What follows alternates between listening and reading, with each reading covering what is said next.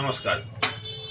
পশ্চিমমুখী দোকানের বাস্তু কীরকম হবে, বা পশ্চিম দিকে যেসব দোকানের মুখ, তা দোকানের মালিক কোথায় বসবে বা ক্যাশ বাক্স কোথায় থাকবে।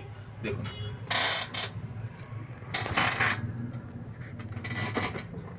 এই ছবিটার মধ্যে এটা হচ্ছে পশ্চিম দিক। দোকানটা এইদিকে মুখটা খোলা আছে, অর্থাৎ পশ্চিমমুখী দোকান। এটা দক্ষিণ, এটা পূর্ব, এটা উত্তর দিক। তো দক্ষিণ পশ্চিম দিকের এই পশ্চিমমুখী দোকানের মালিক কিন্তু বসবে ঠিক এই দক্ষিণ পশ্চিম কোণের দিকেই। এই দক্ষিণ পশ্চিম কোণের দিকে বসবে এই পশ্চিমমুখী দোকান। তার মালিক বসবে দক্ষিণ পশ্চিমের এই কোণের দিকে, এবং তার মুখ থাকবে উত্তর দিকে। এটা যে উত্তর দিক, তার মুখ থাকবে কিন্তু এই উত্তর দিকে।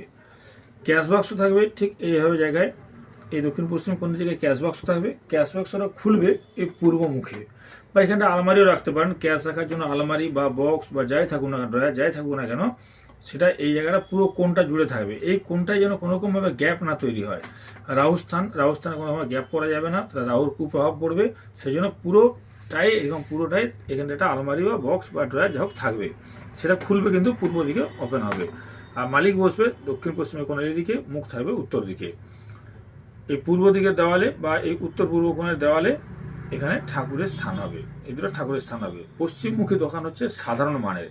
পশ্চিমমুখী দোকান সবসময় খুব একটা ভালো হয় না।